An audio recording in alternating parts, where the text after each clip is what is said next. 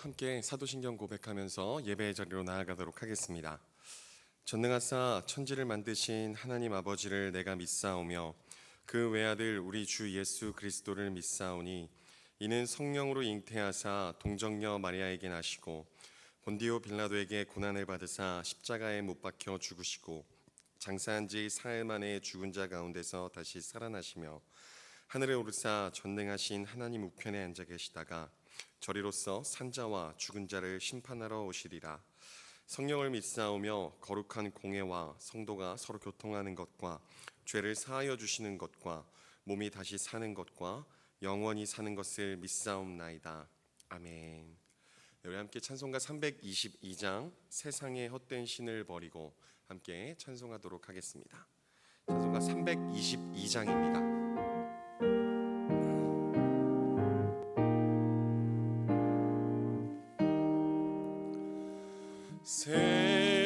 세상의 헛된 신을 버리고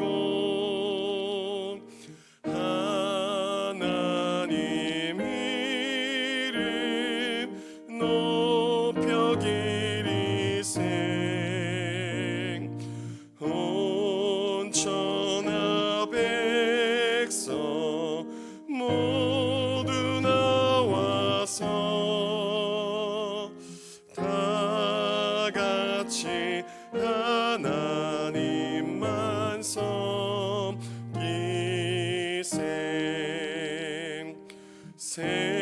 세상의 헛된 우상 버리고 인간의 모든 부귀영화와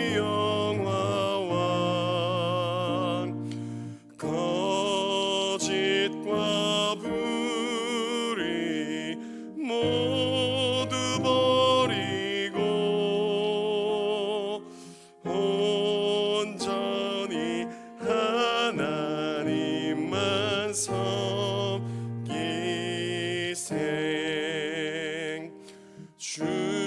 주님의 백성 서로 헤아려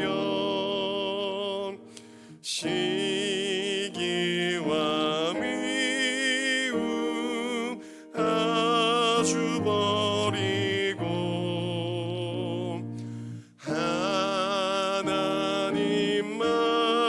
하나님만을 홀로 섬기는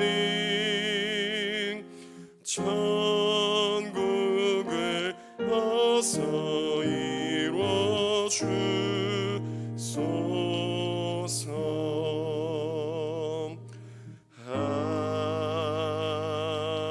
아멘.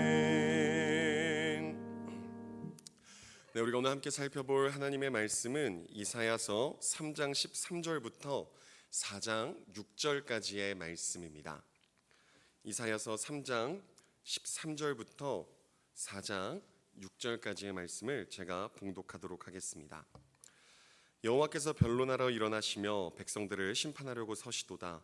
여호와께서 자기 백성의 장로들과 고관들을 심문하러 오시리니 포도원을 삼킨 자는 너희이며 가난한 자에게서 탈취한 물건이 너희의 집에 있도다.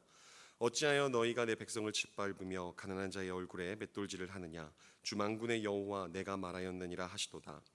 여호와께서 또 말씀하시되 시온의 딸들이 교만하여 느린 목 정을 통하는 눈으로 다니며 아기작거리며 걸으며 발로는 쟁쟁한 소리를 낸다 하시도다. 그러므로 주께서 시온의 딸들의 정수리에 딱지가 생기게 하시며 여호와께서 그들의 하체가 드러나게 하시리라.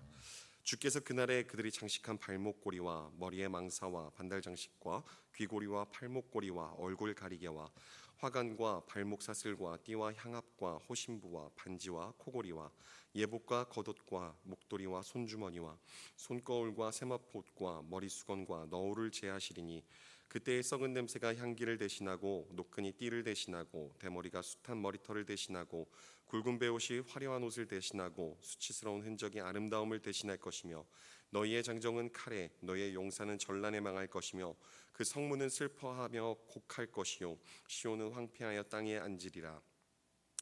그날에 7 여자가 한 남자를 붙잡고 말하기를 우리가 우리 떡을 먹으며 우리 옷을 입으리니 다만 당신의 이름으로 우리를 부르게 하소서. 우리가 수치를 면하게 하라 하리라. 그날에 여호와의 싹이 아름답고 영화로울 것이요 그 땅의 소사는 이스라엘의 피난한 자를 위하여 영화롭고 아름다울 것이며 시온에 남아 있는 자 예루살렘에 머물러 있는 자 곧 예루살렘 안에 생존한 자 중 기록된 모든 사람은 거룩하다 칭함을 얻으리니 이는 주께서 심판하는 영과 소멸하는 영으로 시온의 딸들의 더러움을 씻기시며 예루살렘의 피를 그 중에서 청결하게 하실 때가 됨이라. 여호와께서 거하시는 온 시온산과 모든 지폐 위에 낮이면 구름과 연기, 밤이면 화염의 빛을 만드시고 그 모든 영광 위에 덮개를 두시며 또 초막이 있어서 낮에는 더위를 피하는 그늘을 지으며 또 풍우를 피하여 숨는 곳이 되리라. 아멘. 네, 사랑하는 성도 여러분, 우리가 삶을 살아가다 보면 권력을 가진 사람이 법망을 피해가는 것만 같고 힘없는 사람은 억울한 일을 당하는 것 같은 모습을 볼 때가 있습니다. 즉 우리가 겉으로 보기에는 불의가 정의보다 승리하는 것처럼 보일 때가 있습니다. 그런데 우리가 오늘 함께 살펴볼 이 이사야서 3장과 4장의 말씀은 우리에게 전혀 다른 장면을 보여줍니다. 오늘 본문은요, 하나님께서 말씀만 하시는 장면이 아니라 직접 법정에 서셔서 판결을 선포하시는 장면입니다. 마치 모든 증거가 제출된 후에 재판장이 자리에서 일어나 마지막 판결을 선고하는 순간과도 같습니다. 그렇다면 우리가 먼저 하나님께서 왜 재판장으로 일어나실 수밖에 없으셨는지를 함께 살펴보려고 합니다. 본문 13절 말씀입니다. 여호와께서 변론하러 일어나시며 백성들을 심판하려고 서시도다. 이 13절의 한 절은요, 이사야서 전체를 이해하는 데 있어서 굉장히 중요한 열쇠가 됩니다. 여기서 변론하다라는 단어는요, 히브리어로 리브라는 단어가 사용됐습니다. 그런데 이 단어는 단순한 말다툼이나 논쟁을 의미하지 않습니다. 이 성경에서 이 리브라는 단어는요, 법정인 용어, 그러니까 언약 재판을 가리키는 법적 용어입니다. 이 고대 근동에서는요, 백성들과 왕들이 서로 언약을 맺었습니다. 왕은 백성들을 보호하고 다스렸으며 백성은 왕에게 충성을 맹세했죠. 그런데 이 백성이 언약을 깨뜨리게 되면 왕은 법정을 열어서 그 죄를 판결하고 그 죄를 밝히는 장치를 했습니다. 이사야는요, 이 13절을 통해서 바로 그 장면을 그리고 있습니다. 하나님께서는 이스라엘과 언약을 맺으셨습니다. 그러나 이스라엘 백성들은 하나님보다 우상을 사랑했고 정의를 버렸으며 약한 자를 억압했습니다. 그래서 하나님께서 이 13절의 말씀을 통해서 내가 이제 언약 재판을 시작하겠다라고 말씀하시는 겁니다. 그리고 이어서 14절을 보면요, 하나님께서는 이스라엘 백성 전체를 말하기 전에 먼저 장로들과 고관들을 부르십니다. 그리고 나서 이제 하나님께서 이 지도자들에게 너희는 포도원을 삼킨 자는 너희다라고 말씀을 하시는데요, 이 이사야서에서 포도원은 하나님의 백성을 상징합니다. 하나님께서 맡기신 백성을 돌보고 보호해야 할 사람들이 오히려 그들을 이용했습니다. 섬겨야 할 사람들을 착취했고 살려야 할 사람들이 자신의 유익을 위해 백성을 희생시켰습니다. 하나님께서 가장 크게 책망하시는 죄가 바로 이것이었습니다. 우리는 흔히 우상 숭배만을 큰 죄라고 생각합니다. 그러나 하나님께서는요, 약자를 억압하고 정의를 무너뜨리는 건 역시 우상 숭배만큼 심각한 죄로 보십니다. 그래서 15절을 보면요, 어찌하여 너희가 내 백성을 짓밟으며 가난한 자의 얼굴에 맷돌질 하느냐라고 말씀하십니다. 여기서 맷돌질 한다라는 이 표현은 곡식을 가루가 되도록 부수는 그 모습을 떠올리게끔 합니다. 하나님께서 단순히 너희가 내 백성들을 괴롭혔다라고 말씀하지 않으시고요, 철저하게 짓밟았다라고 말씀하십니다. 그런데 여기서 15절에서 우리가 반드시 주목해야 하는 표현이 있는데요, 하나님께서 이 가난한 사람들을 향해서 내 백성이라고 부르십니다. 이것이 중요합니다. 약자를 향한 폭력은요, 단지 사람을 향한 죄가 아닙니다. 하나님의 백성을 향한 죄입니다. 그래서 하나님께서는 그들의 눈물을 자신의 아픔처럼 여기십니다. 사랑하는 성도 여러분, 오늘 이 말씀은 단지 유다의 지도자들만을 향한 말씀이 아닙니다. 우리도 하나님께서 맡기신 자리에서 스스로를 돌아보아야 합니다. 나는 사람을 세우는 사람입니까? 아니면 사람을 이용하고 착취하는 사람입니까? 우리의 말 한마디, 우리의 작은 행동 하나가 누군가에게는 위로가 될 수도 있고 상처가 될 수도 있습니다. 하나님께서는요, 우리의 예배의 모습만을 보시는 분이 아니라 우리의 삶의 작은 모습까지도 함께 보시는 분이십니다. 자, 그렇다면 하나님께서 왜 이렇게 강한 심판을 선포하실 수밖에 없으셨을까요? 문제는 이스라엘 지도자 몇 사람의 부패에서 끝나지 않습니다. 예루살렘 공동체 전체가 하나님보다 세상을 더 사랑하게 되었기 때문입니다. 지도자의 죄는 공동체의 문화가 되었고, 그 문화는 사람들의 마음 속에 교만과 자기 과시라는 모습으로 드러났습니다. 그래서 이제 이사야는 시선을 지도자들에게서 예루살렘 전체, 곧 시온의 딸들에게로 옮기며 죄의 더 깊은 뿌리를 보여줍니다. 16절 말씀 함께 보도록 하겠습니다. 16절입니다. 여호와께서 또 말씀하시되 시온의 딸들이 교만하여 느린 목, 정을 통하는 눈으로 다니며 아기작거리며 발로는 쟁쟁한 소리를 낸다 하시도다. 네, 처음 이 말씀을 읽으면요, 하나님께서 여성들의 외모나 장신구를 문제 삼으시는 것처럼 보일 수 있습니다. 그러나 본문의 핵심은 외모가 아니라 교만한 마음에 있습니다. 느린 목은요, 자신의 높아진 마음을 나타내고, 정을 통하는 눈은 사람들의 시선을 의식하는 삶을 의미합니다. 아기작거리며 걷는다라는 표현 역시 자신을 드러내려는 그러한 태도를 보여줍니다. 이 공동 번역본에서는요, 이 모습을 잘난 체하며 목을 빼고 추파를 던지며 돌아다닌다라고 번역했습니다. 한마디로 말하면요, 하나님 앞에서 살아가기보다 사람들 앞에서 살아가는 모습입니다. 이 당시 귀족 여성들은 발목에 작은 장식 하나를 달고 다녔습니다.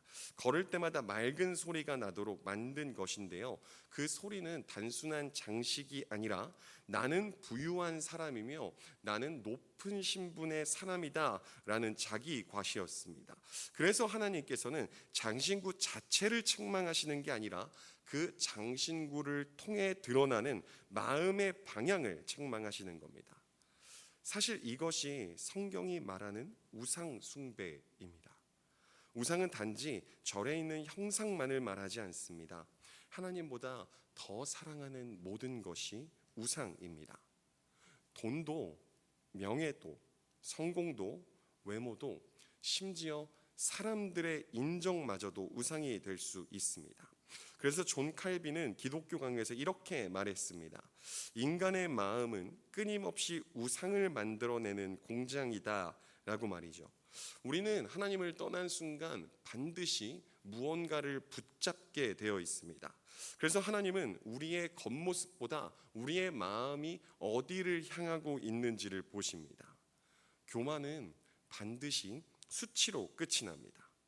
이처럼 하나님보다 세상을 더 사랑한 사람들을 향하여 하나님께서는 심판을 선언하십니다. 17절 말씀입니다. 그러므로 주께서 시온의 딸들의 정수리에 딱지가 생기게 하시며 여호와께서 그들의 하체가 드러나게 하시리라. 이 말씀은 매우 충격적인 말씀입니다. 그러나 하나님께서는 죄가 얼마나 깊은 상처를 남기는가를 보여주고 계십니다. 여기서 딱지가 생기게 하다라는 동사는요, 히브리어로 사파흐라는 단어예요. 사파흐라는 단어입니다. 그런데 흥미롭게도 이 단어는요, 정이라는 뜻의 샤파트와 매우 비슷한 소리를 가지고 있습니다. 그러니까 이 이사야는요, 의도적으로 이 단어들을 사용해서 언어 유희를 통해 정의가 사라진 자리에는 결국 상처만 남게 된다라는 사실을 우리에게 보여주고 있습니다. 그리고 이어지는 18절에서 23절 말씀에는 20가지가 넘는 장신구가 나열됩니다. 발목걸이, 귀걸이, 반지, 향압, 예복, 망토, 거울 등등 여러 가지 장신구들을 쭉 나열하는데요. 왜 이렇게 많은 장신구들을 쭉 나열했을까요? 그들의 삶이 하나님으로 가득 찬 것이 아니라 사치와 자기 과시로 가득 차 있었기 때문입니다. 하나님께서 주신 복을 하나님께 영광 돌리는 데 사용하지 않고 자신을 드러내는 데 사용한 것이죠. 그러자 24절에서 놀라운 반전이 시작됩니다. 그때 썩은 냄새가 향기를 대신하고 노끈이 띠를 대신하고 대머리가 숱한 머리털을 대신하고 굵은 베옷이 화려한 옷을 대신하고 수치스러운 흔적이 아름다움을 대신할 것이며, 이 24절 한 절에는요, 대신이라는 이 단어가 총 5번이나 반복돼서 사용됩니다. 향기 대신 썩은 냄새, 띠 대신 노끈, 숱한 머리털 대신 대머리, 화려한 옷 대신 굵은 베옷, 아름다움 대신 수치. 이 대신이라는 단어를 왜 이렇게 반복해서 사용했을까요? 죄는 언제나 하나님의 선물을 빼앗고 수치를 남기기 때문입니다. 처음에는 아름답게 보입니다. 처음에는 우리에게 만족을 줄 것처럼 보이죠. 그러나 그것들이 하나님보다 더 사랑하는 순간 그것은 결국 우리를 지배하고 마침내 수치로 끝나게 됩니다. 그래서 25절과 26절은 그 심판의 절정을 우리에게 보여줍니다. 장정은 칼에 쓰러지고 용사는 전쟁에서 죽었으며 사람들로 붐비던 성문은 울음과 통곡의 장소가 됩니다. 겉으로 봤을 때는 화려해 보였지만 하나님을 떠난 예루살렘은 이미 안에서부터 무너지고 있었던 겁니다. 그리고 이사야 3장이 이렇게 끝이 나죠. 그래서 우리가 이 이사야 3장만을 보면요, 마음이 무거워집니다. 마치 우리에게 곧 심판이 다가올 것 같아서요. 재판장이 일어나셨고 지도자는 심판을 받았으며 교만했던 예루살렘은 결국 무너지게 되었습니다. 하지만 우리가 기억해야 될 것은 무엇이냐면요, 이 이사야서는 언제나 심판만으로 끝나지 않는다라는 사실입니다. 하나님께서는 폐허가 된 자리에서도 새로운 생명을 준비하고 계시며 심판 이후에도 하나님은 언약을 포기하지 않으십니다. 이제 이사야는 우리의 시선을 폐허가 된 예루살렘에서 여호와의 싹으로 돌리며 하나님께서 준비하신 놀라운 회복을 선포합니다. 4장 1절 말씀입니다. 그날에 7 여자가 한 난자를 붙잡고 말하기를 우리가 우리 떡을 먹으며 우리 옷을 입으리니 다만 당신의 입으로 우리를 부르게 하여 우리가 수치를 면하게 하라 하리라. 처음 읽으면 이 4장 1절은 다소 낯설게 다가옵니다. 왜 갑자기 7 여자가 한 남자를 붙잡는 이야기가 나올까요? 그 이유는 바로 이 앞절 3장의 가장 마지막 절에 있습니다. 3장 마지막에서 하나님은 전쟁을 말씀하셨습니다.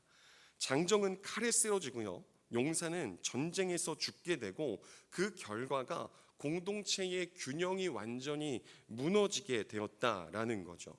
여기서 7 여자는요, 단순히 7명을 뜻하지 않습니다. 성경에서 7은 완전수를 뜻하죠. 즉 수없이 많은 여인들이 한 남자에게 몰려드는 그 절망적인 상황을 묘사하고 있는 것입니다. 더 놀라운 건요, 그 여성들의 말입니다. 우리가 먹을 것은 우리가 준비하겠습니다. 우리의 옷도 우리가 마련하겠습니다 라고 이야기하죠. 당시 결혼은요, 남편이 아내를 책임지는 것이 당연한 의무였습니다. 그런데 이 여인들은 그 책임조차 요구하지 않습니다. 오직 한 가지만을 부탁하죠. 당신의 이름으로 우리를 부르게 하여 주시옵소서라고 말입니다. 이 고대 이스라엘에서 이름은 단순한 호칭이 아니라 보호와 소속을 의미했습니다. 그들은 생계를 부탁하는 것이 아니라 수치를 가려달라고 애원하는 것입니다. 이 당시 결혼하지 못한 여성들은 자신의 삶 가운데 수치가 있다라고 생각을 했거든요.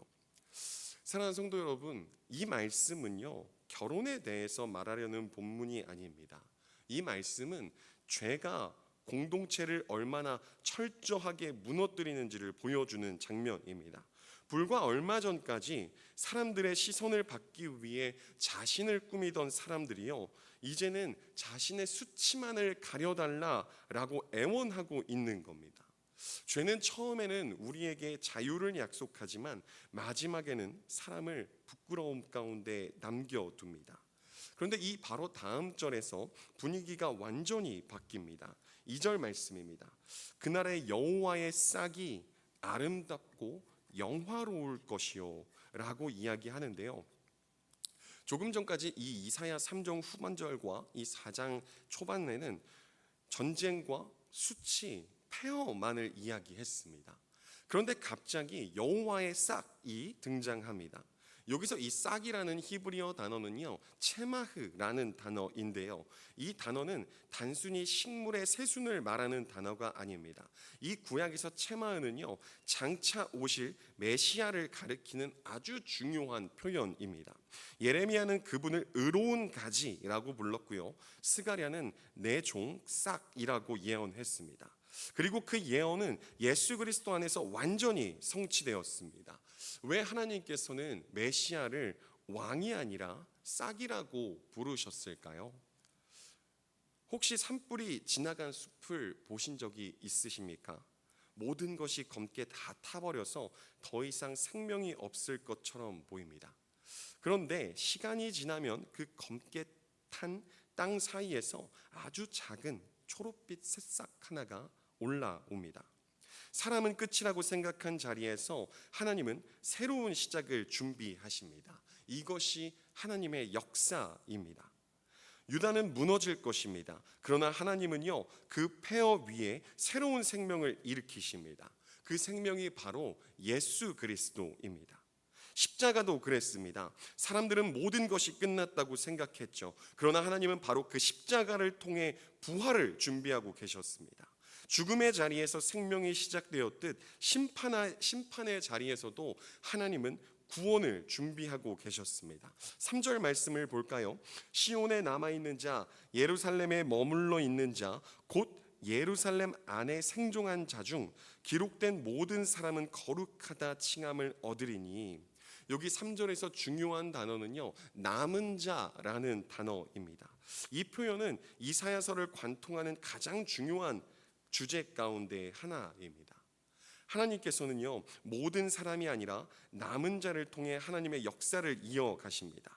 여기서 남은 자란 단순히 숫자가 적은 사람들을 말하는 것이 아니라 하나님을 끝까지 붙드는 사람들을 말합니다. 세상이 하나님을 떠나도 말씀을 붙드는 사람, 환경보다 하나님을 신뢰하는 사람, 끝까지 믿음을 지키는 사람, 그들이 바로 남은 자들입니다. 이 사실은 이사야의 가정에서도 선포되었습니다. 하나님께서는요, 이 이사야의 아들에게 스알야숲이라는 이름을 주셨는데요, 그 스알야숲의 뜻은 남은 자가 돌아오리라 라는 뜻이었습니다. 하나님은 선지자의 아들을 통해서도 심판이 끝이 아니라 회복이 시작될 것임을 미리 선포한 것입니다. 사랑하는 성도 여러분, 오늘 하나님께서는 숫자를 보지 않으십니다. 세상이 얼마나 커졌는가 보다 누가 끝까지 하나님을 붙들고 있는가를 보십니다. 화려함보다는 신실함을, 성공보다는 순종을, 많은 사람보다는 믿음의 사람을 찾으십니다. 우리가 부디 그 사람들이 되길 간절히 소망합니다. 그런데 하나님께서는요, 남은 자를 단순히 살아남게만 하지 않으십니다. 그들을 거룩하게 하시고 친히 함께 하시며 끝까지 보호하십니다. 우리 4절 말씀을 보도록 하겠습니다. 이는 주께서 심판하는 영과 소멸하는 영으로 시온의 딸들의 더러움을 씻기시며 예루살렘의 피를 그 중에서 청결하게 하실 때가 됨이라. 아멘. 여기서 심판하는 영과 소멸하는 영은요, 이 두 영을, 그러니까 두 존재를 말하는 것이 아니라 하나님께서 이 심판을 통해 죄를 제거하시는 역사를 가리킵니다. 하나님께서 제거하고자 하는 것은요, 사람이 아니라 죄입니다. 그러므로 하나님의 심판은 단순한 파괴가 아니라 거룩하게 하시는 과정입니다. 그래서 하나님의 징계는 사랑의 반대가 아니라 오히려 사랑의 증거입니다. 히브리서 12장은 주께서 그 사랑하시는 자를 징계하시고 라고 말합니다. 사랑하는 성도 여러분, 혹시 지금 우리의 삶이 하나님의 징계처럼 느껴지는 시간을 지나고 계십니까? 삶이 내 뜻대로 되지 않아 답답하십니까? 기도에 응답이 없는 것처럼 느껴지십니까? 그럴 때마다 부디 오늘 말씀을 기억하시길 권면합니다. 하나님께서는요, 우리를 버리시기 위해 다루시는 게 아니라 우리를 더 거룩한 백성으로 세우기 위해 다루고 계십니다. 5절을 볼까요? 여호와께서 거하시는 온 시온산과 모든 지폐 위에 낮이면 구름과 연기, 밤이면 화염의 빛을 만드시고 그 모든 영광 위에 덮개를 두시며. 이 말씀을 들은 모든 이스라엘 백성들은요, 같은 장면을 떠올렸을 것입니다. 바로 출애굽입니다. 광야에서 하나님은 낮에는 구름 기둥으로 밤에는 불 기둥으로 이스라엘을 인도하셨습니다. 구름은 뜨거운 태양 아래서 그늘이 되어 주었고 불 기둥은 어두운 밤길을 비추며 백성들을 인도했습니다. 무엇보다 그것은 하나님께서 자기 백성들과 함께 하신다는 표지가 되었습니다. 그런데 오늘 본문에는 놀라운 차이가 하나 있습니다. 출애굽 당시에는요, 하나님의 임재가 성막 위에 머물렀습니다. 그러나 이제 하나님은 온 시온산과 모든 지폐 위에 함께 하시겠다라고 말씀하십니다. 이것은 하나님께서 한 곳 한 장소에만 머무시는 분이 아니라 정결하게 된 공동체 전체 가운데 임재하시겠다라는 약속입니다. 그리고 이 약속은 예수 그리스도 안에서 완전히 이루어졌습니다. 예수 그리스도께서 십자가에서 죽으실 때요, 성전 휘장이 위에서 아래로 찢어졌습니다. 이제 하나님은 더 이상 건물 안에만 계신 분이 아니십니다. 성령께서 믿는 자 안에 거하십니다. 사도 바울은 이렇게 말합니다. 너희는 너희가 하나님의 성전인 것과 하나님의 성령이 너희 안에 계시는 것을 알지 못하느냐라고 말이죠. 사랑하는 성도 여러분, 오늘 하나님께서 우리에게 주시는 가장 큰 복은요, 환경이 아닙니다. 우리에게 주신 가장 큰 복은요, 하나님께서 우리와 언제나 항상 함께 하신다라는 것입니다. 우리 마지막으로 6절 말씀을 보도록 하겠습니다. 또 초막이 있어서 낮에는 더위를 피하는 그늘을 지으며 또 풍우를 피하여 숨는 곳이 되리라. 아멘. 이 초막은 광야에서 잠시 머무는 작은 장막입니다. 그러니까 사실 초막 자체는 튼튼한 건물이 아니죠. 그런데 하나님은요, 그 초막이 더위를 피하게 할 것이고 폭풍을 막아주며 비를 피하는 피난처가 된다고 말씀하십니다. 이 초막이 어떻게 그런 역할을 할 수 있을까요? 초막이 강해서가 아니라요, 하나님께서 함께 하시기 때문인 줄 믿습니다. 우리는 종종 착각을 하곤 합니다. 돈이 많으면 우리의 삶이 안전할 것이라고 말이죠. 건강하면 괜찮을 것이라 생각합니다. 좋은 직장을 가지게 되면 든든할 것이라고 생각하죠. 그러나 성경은 우리에게 끊임없이 얘기합니다. 우리의 피난처는 환경이 아니라 하나님 한 분인 줄 믿습니다. 시편의 기자는 이렇게 고백합니다. 하나님은 우리의 피난처시요 힘이시니 환난 중에 만난 큰 도움이시라. 아멘. 네, 세상은 끊임없이 변합니다. 재산도 건강도 사람도 변합니다. 그러나 하나님은 영원히 변하지 않으시는 분이십니다. 그러므로 하나님과 함께하는 사람이 가장 안전한 사람입니다. 사랑하는 성도 여러분, 우리가 가장 안전한 하나님께로 달려가 언제나 참된 평안과 안식을 누리는 삶을 살아가는 저와 여러분들이 되길 주님의 이름으로 축복합니다. 네, 말씀을 맺도록 하겠습니다. 사랑하는 성도 여러분, 오늘 본문에서는요, 결국 두 공동체를 보여줍니다. 하나는 하나님을 떠난 예루살렘입니다. 겉은 화려했지만 결국 무너졌습니다. 다른 하나는 하나님께서 회복하신 시온입니다. 비록 남은 자였지만 하나님의 임재 가운데 거룩한 백성으로 살아갔습니다. 이 둘을 가른 것은요, 환경이 아니었습니다. 재산이나 권력도 아니었죠. 그 둘을 가른 것은 하나님을 붙들었느냐 아니면 세상을 붙들었느냐의 차이였습니다.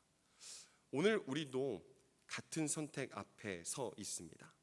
세상의 화려함을 따라 살아갈 것입니까? 아니면 여호와의 싹 대신 예수 그리스도를 붙들며 살아갈 것입니까?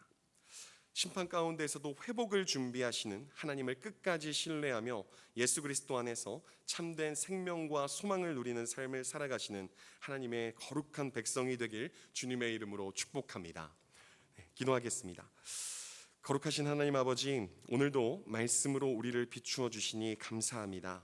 우리 안에 있는 교만과 자기의 의를 보게 하시고 하나님보다 더 사랑했던 모든 우상을 내려놓게 하시니 감사합니다. 주님, 우리의 마음을 날마다 살펴주시옵소서. 세상의 화려함을 붙드는 삶이 아니라 오직 여호와의 싹 되신 예수 그리스도를 붙드는 삶을 살아가게 하여 주시옵소서. 혹 지금 연단의 시간을 지내고 있는 성도들이 있다면 낙심하지 않게 하시고 심판 가운데에서도 회복을 준비하시는 하나님의 선하신 뜻을 신뢰하게 하여 주시옵소서. 우리의 죄를 깨끗하게 하시고 성령으로 우리 가운데에 거하시며 언제나 우리의 피난처가 되어 주시는 주님의 은혜를 날마다 경험하는 삶이 되게 하여 주시옵소서.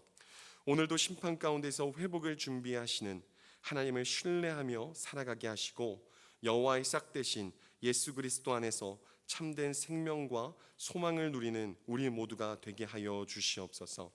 이 모든 기도 우리의 구주 되시는 예수 그리스도의 이름으로 기도합니다. 아멘. 하늘에 계신 우리 아버지여, 이름이 거룩히 여김을 받으시오며 나라가 임하시오며 뜻이 하늘에서 이루어진 것 같이 땅에서도 이루어지이다. 오늘날 우리에게 일용할 양식을 주시옵고 우리가 우리에게 죄 지은 자를 사하여 준 것 같이 우리의 죄를 사하여 주시옵고 우리를 시험에 들게 하지 마시옵고 다만 악에서 구하시옵소서. 대개 나라와 권세와 영광이 아버지께 영원히 있사옵나이다. 아멘. 우리 들은 말씀을 붙잡고 함께 세 가지 기도 제목으로 기도하며 나아가길 원합니다.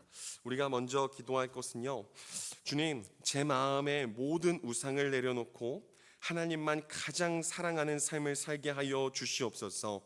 교만과 자기의 의를 버리고 날마다 말씀 앞에서 회개하며 거룩한 백성으로 살아가게 하여 주시옵소서. 두 번째 기도할 것은요, 여호와의 싹 되신 예수 그리스도를 끝까지 붙들게 하시고 우리의 삶과 가정 가운데에 주님의 임재가 늘 함께 하여 주셔서 어떤 상황에도 주님만을 피난처로 삼는 믿음을 허락하여 주시옵소서. 마지막 세 번째로 함께 기도할 것은 우리 다음 세대들의 여름 사역을 위해 기도하길 원합니다. 이번 여름 성경학교를 통하여서 우리의 자녀들이 세상을 따르지 않고 여호와의 싹 되신 예수 그리스도를 인격적으로 만나게 하시며 하나님만을 사랑하고 하나님의 임재 가운데 살아가는 거룩한 다음 세대로 세워지게 하여 주시옵소서. 우리 세 가지 기도 제목과 우리 사랑하는 선교사님들, 우리 이음센터의 건축 일정과 각자 가지고 나오신 우리 개인의 기도 제목 가지고 기도하신 후에 자유롭게 돌아가도록 하겠습니다. 함께 기도하시겠습니다.